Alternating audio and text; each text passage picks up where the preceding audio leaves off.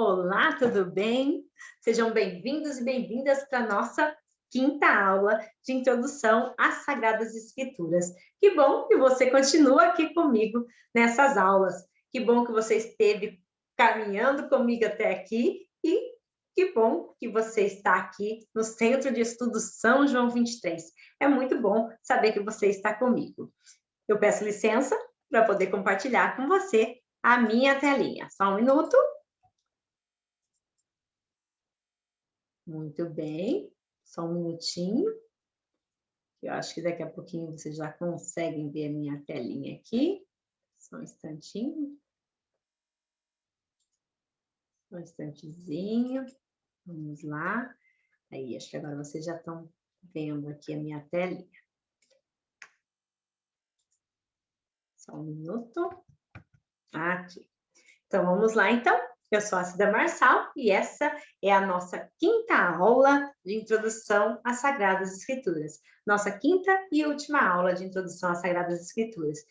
É apenas um aperitivo do que vem pela frente, tá?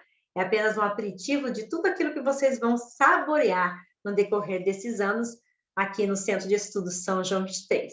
Tá? Eu espero que vocês degustem cada livro bíblico, cada ensinamento de cada professor, para que vocês possam se aprofundar cada vez mais nas Sagradas Escrituras e no ensinamento dessa nossa igreja tão amada, tão querida. Convido você para cantar comigo, quem conhece. Quem não conhece pode rezar comigo. Vamos entrar em espírito de oração, pedir a Deus que ilumine nosso coração, que ilumine nossa mente, que nos inspire, que o Espírito Santo nos inspire para que nós possamos compreender melhor a sua palavra. Enviai o vosso Espírito, Senhor, e da terra toda a face renovai. Enviai o vosso Espírito, Senhor, e da terra toda a face renovai. Comigo? Enviai o vosso Espírito, Senhor, e da terra toda a face renovai. Enviai o vosso Espírito, Senhor, e da terra toda a face renovai. Em nome do Pai, do Filho e do Espírito Santo. Amém. Vinde, Espírito Santo, enchei os corações dos vossos fiéis e acendei neles o fogo do vosso amor. Enviai o vosso Espírito e tudo será criado e renovareis a face da terra. Oremos. Deus que instruíste os corações dos vossos fiéis com a luz do Espírito Santo, fazei que apreciemos retamente todas as coisas, segundo o mesmo Espírito, e gozemos sempre da sua consolação, por Cristo, Senhor nosso. Amém. Então, sigamos nós para a metodologia, os métodos, né, que a gente pode utilizar para análise dos textos, né? Então, basicamente, nós temos a exegese e a hermenêutica. A exegese é um movimento que ele entra no texto e verifica os detalhes, tá? Ele verifica todos os detalhes do texto. Isso é a exegese. Esse serviço, vocês não precisam se preocupar, que muitas vezes você fala assim, ai, mas eu não tenho condições de fazer isso. Não, calma. Nós já temos quem faz esse serviço para nós. Tem os exegetas, que são pessoas estudiosas, que são pessoas que são estudadas para isso. Essas pessoas, elas fazem os estudos, elas procuram analisar, elas fazem um trabalho muito sério e elas trazem muitas informações para nós já prontas, para que a gente deguste esse saborzinho, né, das escrituras sagradas. Não que aquilo esteja engessado, que você não possa mais olhar e mudar. Não, não é isso. É que eles já vão lá na fonte e trazem para nós uma maneira que a gente possa alcançar. Por exemplo, eles vão lá e pegam um sentido de uma palavra hebraica, por exemplo, e trazem para nós na melhor maneira possível. Por exemplo, lembra daquela expressão que fala assim, não se colocam vinhos novos em odres velhos, porque eles podem se romper? Então, teve alguns tradutores que, querendo ajudar, colocaram assim, não se colocam vinhos novos em barris velhos, porque eles podem se romper. Nesse movimento, ele acabou matando a essência do texto, porque eu não entendo de vinho, mas quem entende de vinho fala que o barril velho, desde que não fique ressecado, ele fica mais resistente ainda. Então, quer dizer, a pessoa ela tentou trazer uma tradução mais próxima nossa para que a gente entendesse o que estava dizendo, mas na verdade ele matou o texto. Porque, na verdade, odre é uma peça feita do pernil do cordeiro, tá? E ele tem aquele formato mesmo do pernil. Embaixo ele tem uma tampinha onde ficaria ali, por exemplo, o pezinho. Ele é todo costurado, então coloca vinho ali. Na fermentação do vinho natural, aquilo vai explodir, né? Se o couro for velho. Então, por isso que não se coloca vinhos novos em odres velhos. Né? Então, por isso que eu falo, não se preocupem que a questão exegética em si, nós já temos pessoas que fazem esse trabalho exegéticos para nós, igual eu falei, e com as atualizações. Lembram da aula passada, da foto? Então, as atualizações, para que a velhinha não fique esperando lá dentro do ônibus, tá? Então, tá bem. E a hermenêutica, ela é um movimento, então, que tira do texto para a nossa vida e para a assembleia, para as pessoas ao nosso redor, a mensagem, né? A mensagem para a nossa vida, para a vida da nossa comunidade, para a vida do nosso grupo, para a vida de todos ao nosso redor. Então, se a exegese ela busca o texto em si, a hermenêutica ela busca a essência do texto para a nossa vivência. Tá, então nós vamos pegar aqui a cura da filha de Jairo, é um textozinho que a gente vai pôr a mão na massa, lembra que eu falei para vocês na aula passada? Então, ele é Mateus, capítulo 9, versículo 18 a 26. E ele tem paralelos, tá? Ele tem paralelos em Marcos e ele tem paralelos em Lucas, tá bom? Então, nesses paralelos, nós vamos ver também essa mesma passagem, o que cada autor está dizendo. Lembra que na aula passada eu falei para vocês que não é porque tem diferença que a história deixa de ser verdadeira ou não, mas que tem a ver com a comunidade, que a comunidade necessita naquele momento ou não. Lembram-se disso? Então tá. Deixa eu só abrir um parênteses aqui que eu esqueci de falar na aula passada e agora me recordei. Uma coisa que é muito importante. Lá na distribuição dos livros, lembra dos blocos? No bloco do Antigo Testamento e do Novo Testamento. No bloco do Novo Testamento, eu disse para vocês dos evangelhos,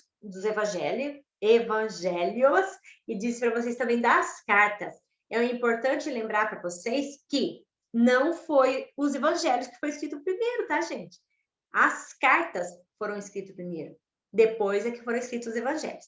A maioria dos livros na Bíblia, elas não estão escritos na sequência que elas estão colocadas na Bíblia, tá? Elas estão colocadas ali por uma maneira didática, pedagógica, enfim.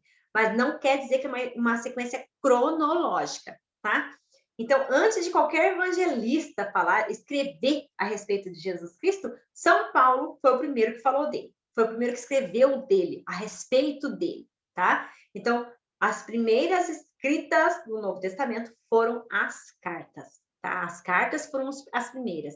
Depois é que foram escritos os evangelhos. Bom, vamos fechar aqui nossos parênteses para continuar.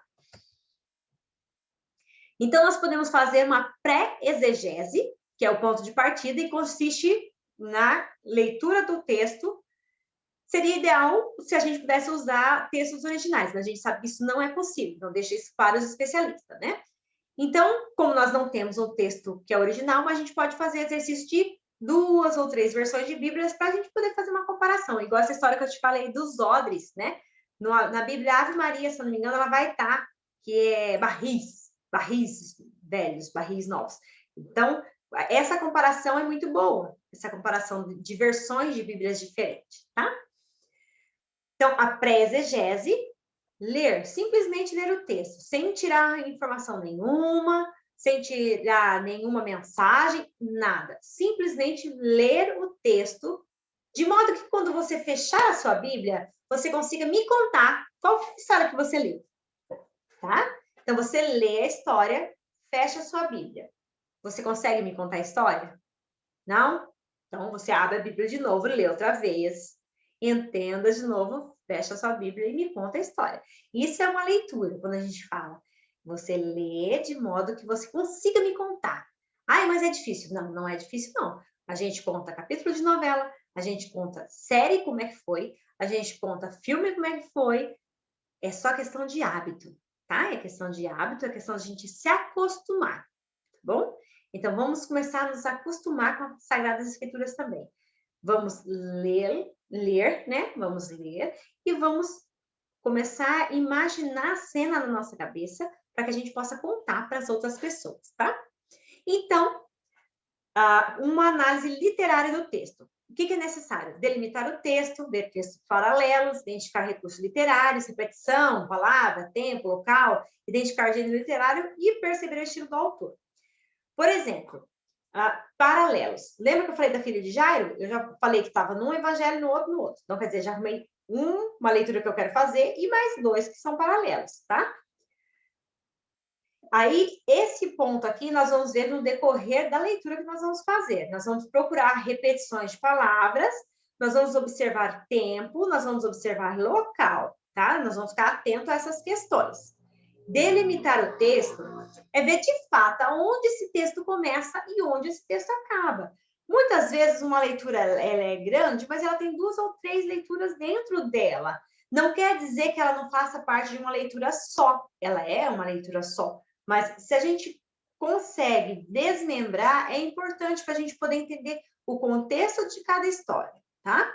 A gente chama, igual eu falei na outra aula já, isso chama-se perícope. Onde encerra um pensamento, chama-se perícope.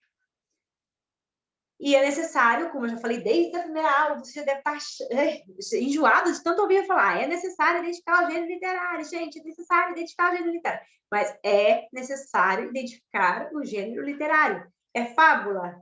É parábola? É história? É romance? Narrativa? O que é o gênero? É apocalíptico? O que é o gênero que a gente está lendo? Se a gente souber qual é o gênero, nós vamos tirar mais proveito daquela leitura. E perceber o estilo do autor. Através de perceber o estilo do autor, nós, por exemplo, nós não temos muito feeling para essa coisa, mas os exegetas têm. Eles sabem dizer para nós, não, esse texto aqui não é de São Paulo não escreve assim. Esse texto aqui, sim, é de São Paulo escreve assim. Então, eles, pelo estilo do autor, eles sabem que ele escreveu ou não. Lembra que na aula passada eu falei a respeito de Hebreus? Que no passado existia alguma confusão se ele era, se não era de Hebreus? Por causa do estilo do autor, eles hoje eles falam que não é de Paulo, porque a carta, embora tenha alguns traços de Paulo, ela não tem o estilo total de Paulo, então não é dele, tá? Então é necessário ver isso também. Igual já falamos na aula passada também, é um produto histórico, sempre é um produto histórico, tá? Então é necessário que a gente veja no texto rupturas, contradições, tensões ou duplicações. Às vezes a pessoa fala assim, um exemplo. Tiveram medo. Aí você começa a perceber, a comunidade então está com medo. Ou então, uma outra maneira. Coragem! É uma comunidade que estava acovardada. Então, fica prestando atenção nesses movimentos de repetitivos, às vezes até frases inteiras que se repetem, tá? Ou então, alguma coisa que foge totalmente do contexto. E você fala assim, mas o que essa frase está fazendo aqui? Não tem nada a ver uma coisa com outra, sabe? Então, isso também é um acréscimo, a gente consegue perceber que é um acréscimo. Trata-se ainda também de estabelecer provável contexto histórico, lembrar qual foi o contexto, quando vivia, era exílio da Babilônia, tá, então era exílio da... não, era tentar localizar, lembra da linha do tempo? Então, tentar localizar naquela linha do tempo qual foi a época, né? Nós, por exemplo, tivemos a Páscoa há poucos dias e foi lido a história do servo sofredor. Vocês lembram da história do servo sofredor? É do Antigo Testamento. E muitas pessoas pensam que foi escrito para Jesus, mas ela foi do Antigo Testamento. Então, é Jesus que ele se transforma no servo sofredor, mas não está contando a história de Jesus, não, tá? porque ela é uma leitura do Antigo Testamento. Então, Jesus nem era nascido ainda, tá bem? Então, isso que é necessário a gente olhar nessas questões de tempo, tá? Vamos lá. Perguntas que a gente pode fazer para o texto. Quem foi que escreveu esse texto? Ele tem um jeitinho de quem que escreveu? Que fonte será que ele utilizou? Qual ou quais datas são aproximadas daquele texto? E análise do conteúdo, né? Observar no conjunto da obra, né? Para perceber qual que é a ideia fundamental daquele texto, a teologia do texto, as perguntas do texto, qual a imagem de Deus que aparece no texto, o que aquele texto significou ou o que quis dizer para aquele tempo. Lembra que nós já falamos a respeito disso, a respeito da justiça, do olho para o olho, dedo para o dente, né? Então, é isso nesse sentido que a gente quer dizer. Então, qual a imagem de Deus que aparece? Cuidado com essa pergunta. Porque geralmente a gente fala, ai, um Deus misericordioso, Deus bondoso, compassivo. Não, calma lá. Vamos ver. Que Deus é esse? Que está nesse texto aqui. Vamos ver, né? Então, é isso que acontece. Atualização. Ver as perspectivas que se abrem a partir do texto. Nesse sentido, deve-se perguntar o que o texto diz para nós hoje. Em que sentido esse texto pode ser uma boa nova para nós hoje? Vamos dar um F5, né, que a gente fala no computador. Vamos atualizar a foto da senhorinha lá do busão, né? Hoje. Essa mensagem que nós lemos, que lá no passado foi tão importante, para nós hoje, atualizada, passada pelo filtro que é Jesus Cristo, para que ela nos orienta, o que ela nos indica, o que ela nos ensina, o que ela nos motiva, tá? Ah, mas eu não tenho recurso nenhum para fazer mais exegese, como é que eu vou fazer? Então, vamos lá. Então, na falta de material de pesquisa, a gente vai fazer leitura, igual eu falei, em duas mais Bíblia, delimitar o texto, detectar o assunto principal, qual que é o eixo daquele assunto ali, principal. O que é que está em jogo, o que é que está em discussão, qual é o assunto e qual é o tema principal. Qual é a opção do texto? A. O texto é a favor de quem, por quê e o que propõe positivamente. B. O texto é contra quem, por quê e o que critica negativamente. 5. Vamos sintetizar a mensagem, o que o texto está provocando, o que o texto está propondo de evangelho. Evangelho é boa nova. O que ele está propondo? Que rupturas que ele está propondo? Que novas práticas ele estimulou? E, na atualidade, a mensagem ainda é válida? Essa mensagem serve ainda hoje? Lembra que eu falei na aula passada a respeito da passagem bíblica que dizia dos bebês, né? Que Deus pega os bebês dele e bata a cabeça contra a rocha. Será que valia hoje? Essa leitura é validada hoje? Não é validada hoje. Deus não ia querer um negócio desse, né? Então, na atualidade, a mensagem desse texto ainda é válida? Em que sentido nós podemos viver essa mensagem? Como pessoas, como comunidade, como cidadãos de sociedade? Que dificuldade e impedimento nós temos para viver a sua mensagem? Que passos de conversão nós deveremos efetuar?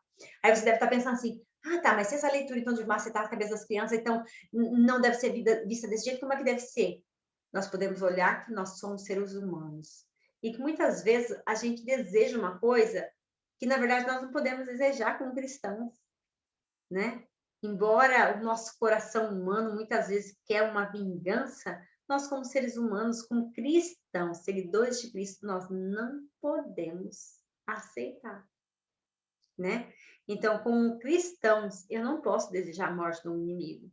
Como cristão, eu não posso desejar a pena de morte. Como cristão, eu não posso desejar o fim da vida de ninguém, mesmo que se alguém seja bandido, eu não posso desejar, né? Então, observação importantíssima essa, tá? Observação. Atentar para as indicações e explicações nas margens ou nas notas de rodapés das Bíblias.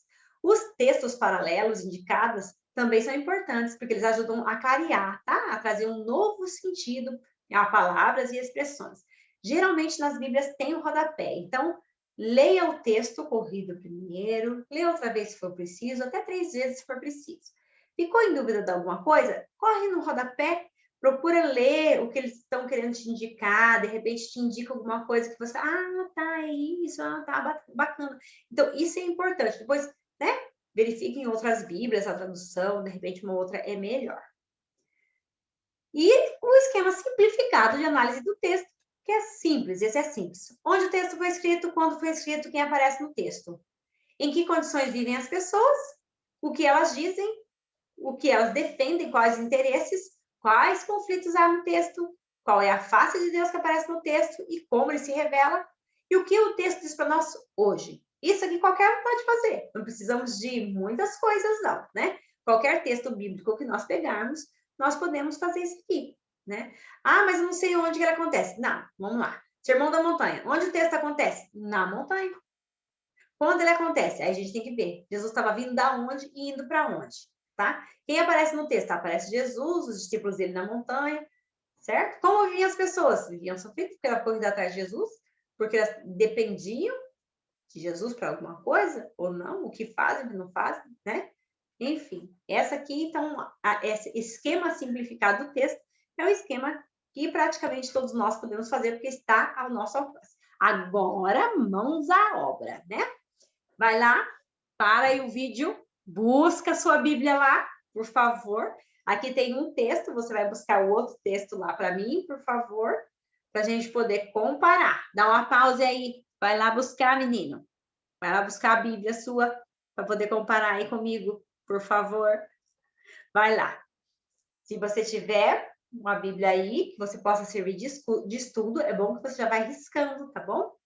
Então, vamos lá. Vou considerar que você já foi lá, já desligou seu computador, já foi lá, já buscou sua Bíblia, já buscou sua caneta e vai anotar, tá bom? Vamos lá.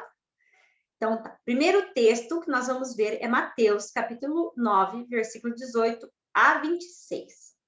Vou ler pausadamente, porque eu tenho costume de falar muito rápido, né? Vamos lá.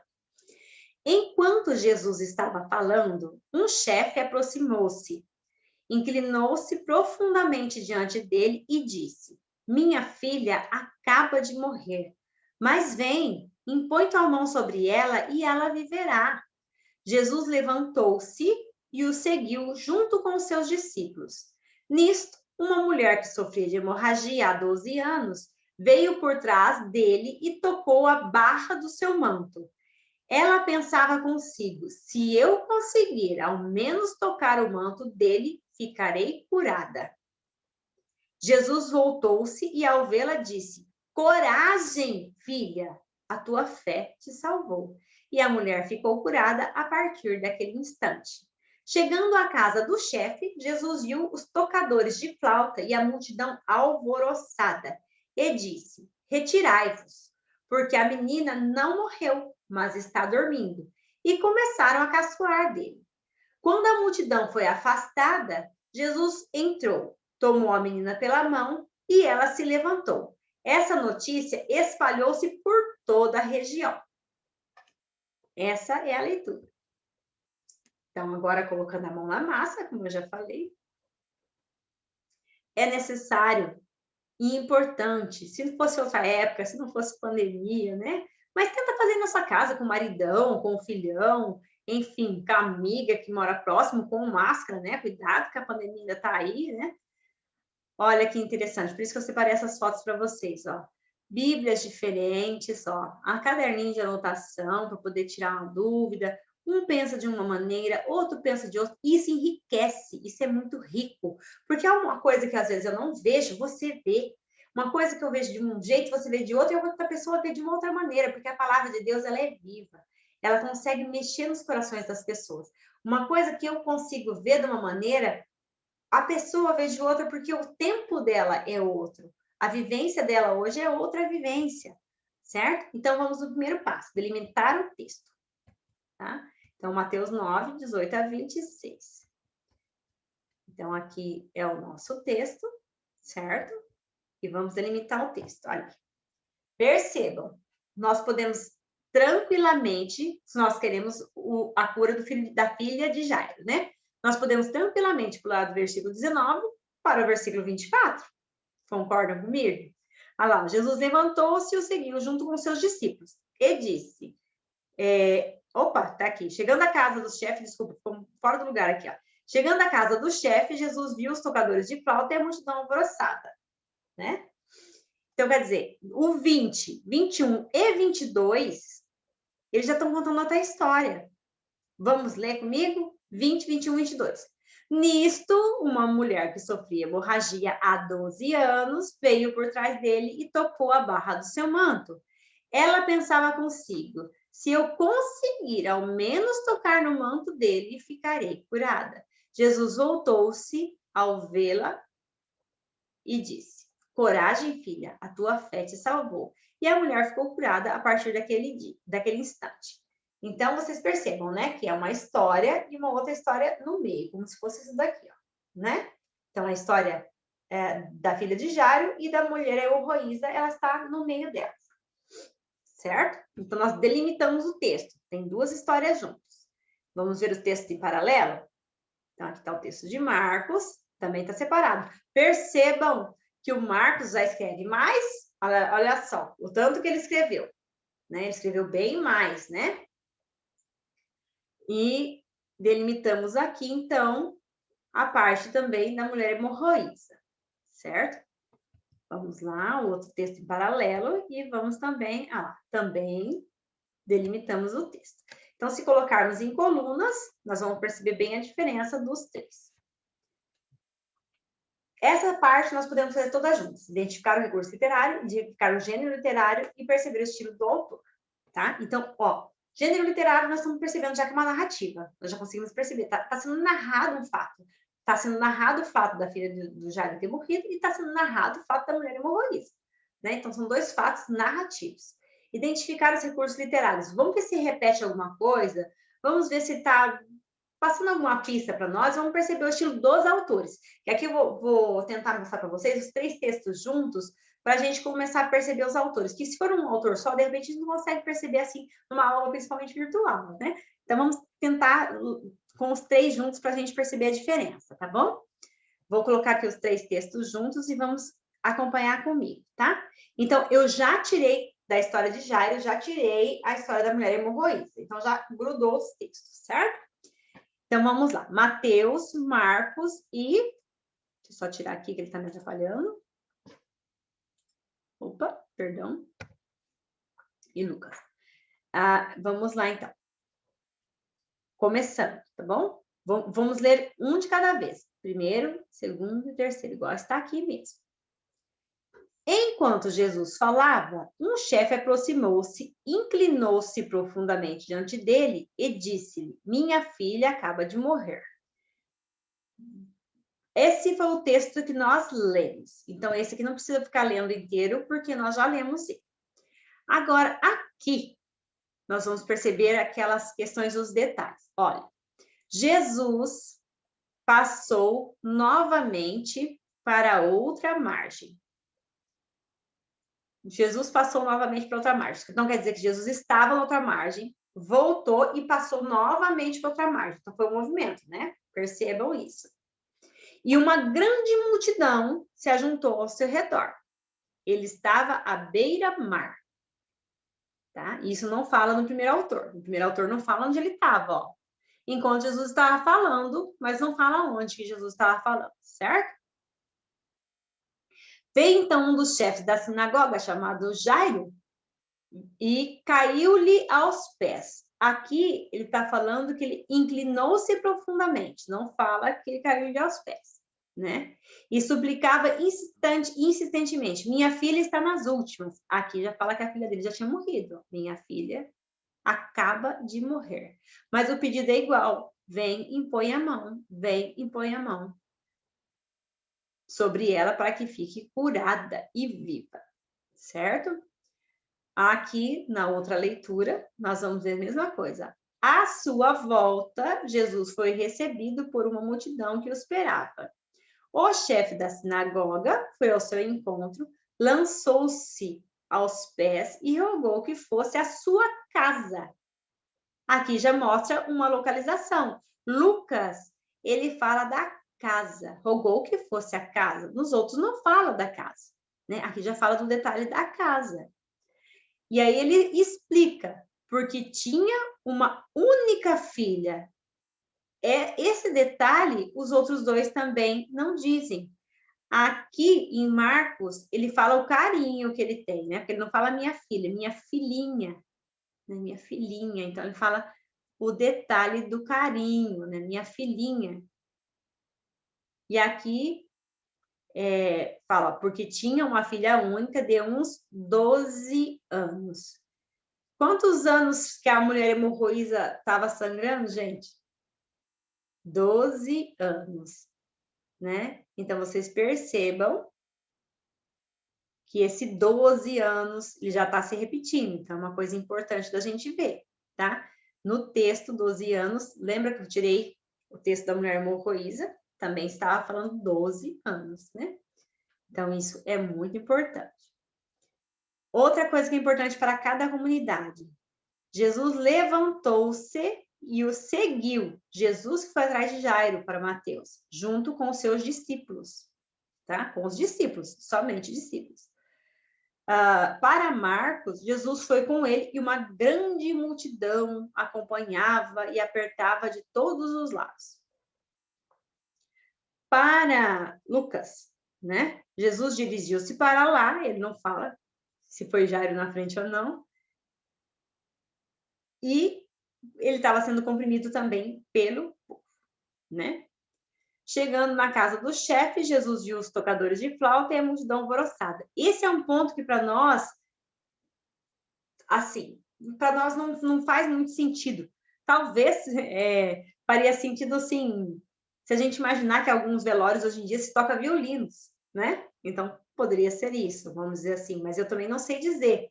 Então, como eu não sei dizer, então eu já fico imaginando e tentando trocar, né? Mas poderia ser, porque já que é um velório e está falando a respeito tocadores de flauta e a multidão alvoroçada, então deve ser alguma coisa nesse sentido, né?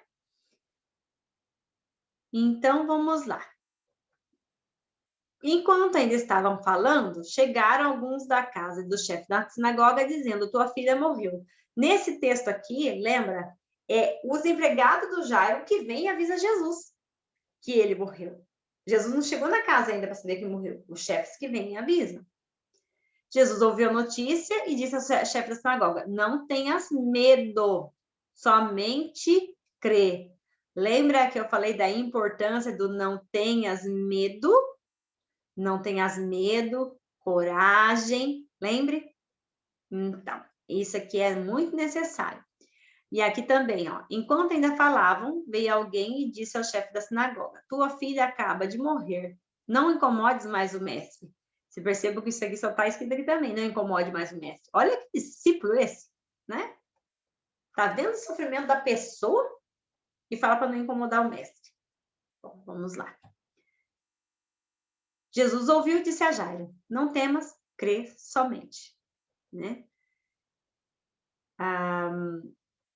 Interessante aqui, ó. Vamos lá. Jesus fala também que não morreu. Começaram a caçoar dele. Vou começar mais rapidinho aqui, tá bom? Ó, começaram a caçoar dele, zombavam dele, tá? As pessoas que foram com Jesus, né? Vamos ver se a gente consegue achar aqui. Jesus, então, tomou a menina. Aqui, Jesus entrou sozinho para tomar a menina, certo? Para pegar a menina pela mão. Aqui, nessa leitura de Marcos, ele fala, ele não permitiu que ninguém o acompanhasse, a não ser Pedro, Tiago e seu irmão João. Só que depois ele fala aqui embaixo, ó, levou consigo o pai e a mãe da menina e os discípulos que acompanhavam até o lugar onde a menina estava. E aqui para Lucas, quando Jesus chegou no caso, deixou ninguém entrar com eles, senão Pedro, Tiago e João. O pai e a mãe da menina, certo? Em todas elas ele fala, não morreu, está dormindo, não morreu, ela dorme, não morreu, ela dorme.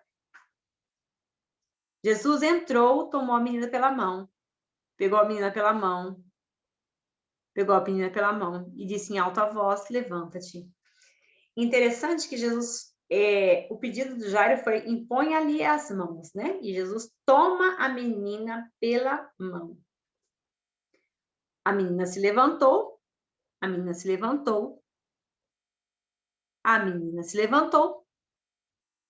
né? Até aqui tudo igual. Aqui a notícia espalhou por toda a região. Jesus recomendou com insistência para não contar. Jesus ordenou que não contasse. E um fato novo aqui, nesse Evangelho de Lucas. Jesus mandou, ele não pede, manda. Jesus mandou que lhe dessem de comer. Então, a gente percebe que aqui um problema é a fome. Essa comunidade tem algum problema relacionado com a fome. Ninguém mais falou a respeito de fome, de dar de comer. Mas essa comunidade, ela fez questão de falar que Jesus mandou dar-lhe de comer, certo? E aqui fala que os pais delas ficaram tomados de pasmo. Aqui fala que a menina logo levantou, começou a andar, tinha 12 anos. Aqui fala da idade dela também, ó, 12 anos de idade. Ficaram extasiados de tanta admiração. E aqui também não fala a idade da menina. Enfim, só para a gente tomar como um parâmetrozinho, né? Então, agora a gente, já que nós fizemos essa comparação dos textos todos, a gente pode pegar só esse daqui mesmo e vendo pedaço por pedaço, né? Olha, enquanto Jesus estava falando, um chefe aproximou-se, inclinou-se profundamente diante dele e disse: Minha filha acaba de morrer. Vem, impõe tua mão sobre ela e ela viverá. Jesus levantou-se e o seguiu. Essa daqui, eu acho interessante, essa versão dessa comunidade, quer ver? Deixa eu achar aqui certinho. Aqui, ó. Essa comunidade, porque a comunidade do Cana é uma comunidade basicamente feminina. Como assim, sendo uma comunidade basicamente feminina? Vocês já perceberam que para a comunidade de Lucas, a salvação está na mão de duas mulheres frágeis? Para Lucas, a salvação está na mão da Virgem Maria, uma mulher jovem sem experiência, e está na mão de Isabel, uma mulher velha que ainda não teve filho e que agora vai ter o precursor. Né? Então, aí a gente já percebe que é um evangelho diferente dos outros. Enquanto o Mateus está falando a respeito da genealogia de José, Lucas fala das mulheres. Né? E aqui também é muito importante essa questão das mulheres. Percebam aqui, ó. Lembra que no meio dessa história tem a mulher hemorroísa? Vocês estão lembrados disso? A questão aqui, eu posso falar para vocês agora, que nós vamos ter que ser mais sucintos na história para a gente poder chegar mais rápido ao ponto. As questões lá do Antigo Testamento, da Torá, é a questão da pureza ou da impureza. Vocês se lembram do bom samaritano, que viu o cara caído no meio do caminho e ele vai acudir a pessoa? Passou o sacerdote, passou o levita, ninguém ajudou para não ficar impuro e o samaritano passou e ajudou. Aqui é a mesma coisa. Percebam, Jairo pede para impor as mãos. Se a menina está doente, se a menina está morrendo, teoricamente, se Jesus colocasse a mão na menina, Jesus se tornaria impuro. Mas o que Jesus faz? Jesus faz o contrário. Jesus coloca a mão na menina e Jesus salva a menina, e não o contrário. Do mesmo modo, a mulher hemorroísa, que é a leitura que estava no meio, ela também toca em Jesus, e ela não deixa Jesus impuro, ao contrário, é Jesus que a cura, certo? Então, a gente começa a perceber as inversões de valores. Lembra que uma das perguntas era qual é o problema, qual é a discussão do texto? Então, esse texto é um texto tipicamente que está criticando as questões da lei, as leis que prendiam as mulheres, a lei que prendiam todas as pessoas em vista da saúde.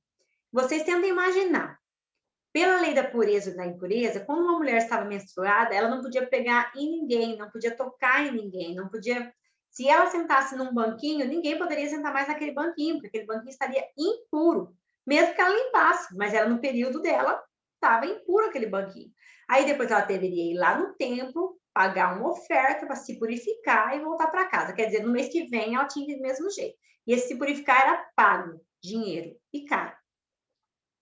Então, vocês imaginam essa mulher, 12 anos dessa forma, sem um toque, sem um carinho, sem nada, certo? Então, essa mulher praticamente ela já estava morta e ela retoma a vida, certo? E o que acontece com uma menina quando tem 12 anos? Geralmente ela entra na puberdade.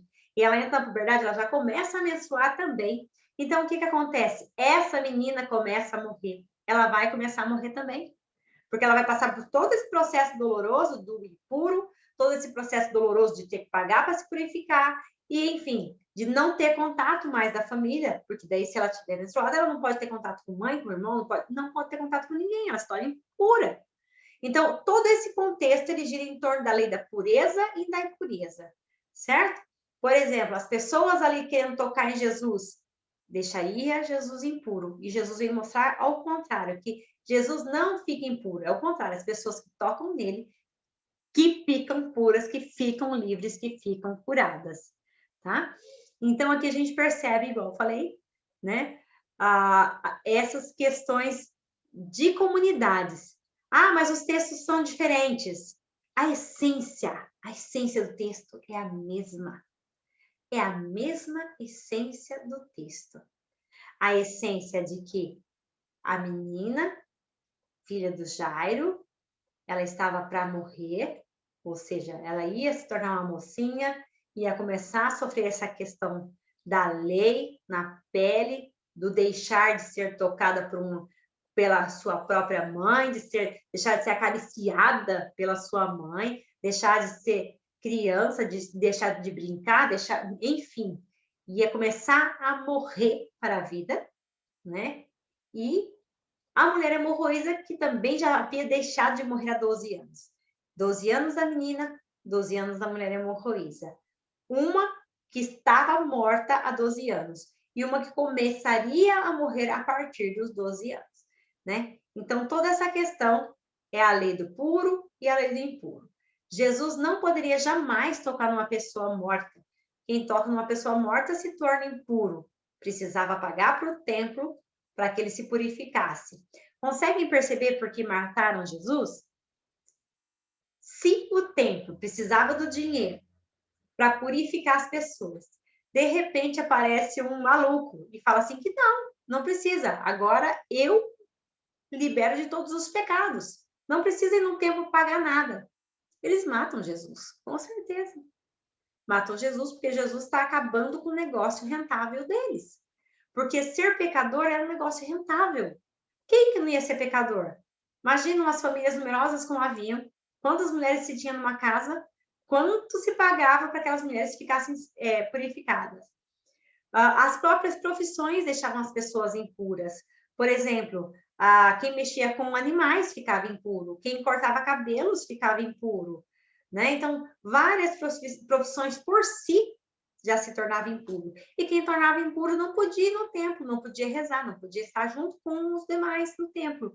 E para isso ele precisava ir lá no templo pagar. Lembra da história de Maria, quando Maria teve Jesus, que foi apresentado no templo, que ela foi pagar com 2 rolinhas, lembra? A oferta do pobre.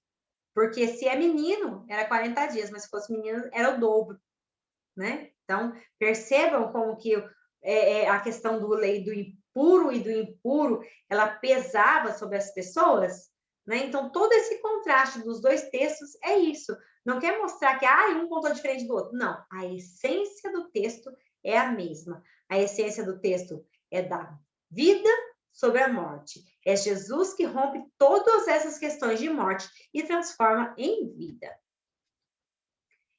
Como eu falei, nós analisamos o texto histórico, vimos questões de ruptura, as questões de tensão, que eu falei também, duplicações, e as perguntas, né? Vamos lá. Análise do conteúdo, nós já falamos também.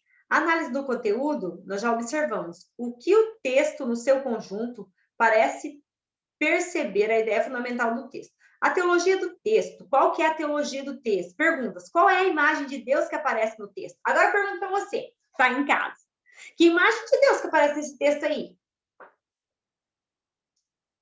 que você acha? Que imagem de Deus que aparece nesse texto?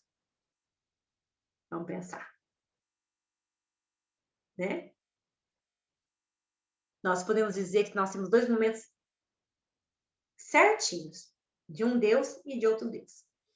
A mulher hemorroísa, a história que eu tirei do meio da história do Jairo, mostra um Deus carrasco, que essa coitada estava 12 anos sem poder entrar em convívio com a sociedade, porque ela era impura. Ela se abaixa e toca na orla, quer dizer, na barra do manto de Jesus, porque se ela fosse pega, Imagina se ela já tinha 12 anos, todo mundo já sabia o que acontecia com ela. Então, quer dizer, que se ela fosse pega, ela seria apedrejada, porque a lei dava direito de apedrejá-la. Ela era impura e tocou nos outros e deixou os outros impuros. Ela seria apedrejada. Esse Deus é um Deus bom?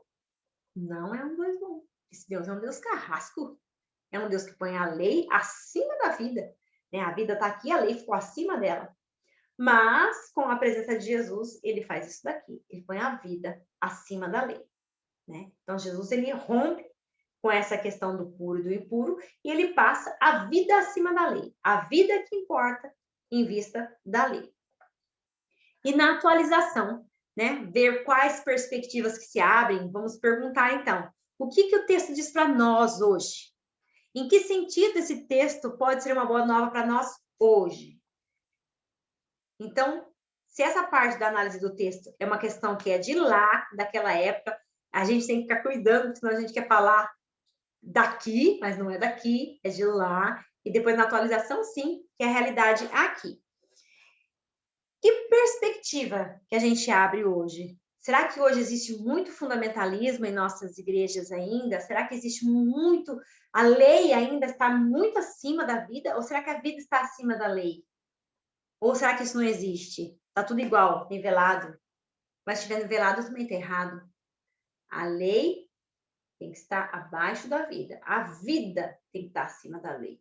Sempre a vida em primeiro lugar. A vida é o mais importante. Sempre, a partir de Jesus Cristo, a vida é o mais importante. Então, aí, cada um de vocês aí na sua casa, fiquem no pensamento. O que esse texto tem a dizer para mim, hoje, e o que é que abre para mim de perspectiva. Se você quiser, você pode anotar a resposta, você pode fazer uma prece, você pode cantar um cântico, você pode escolher uma frase para você meditar a semana inteira.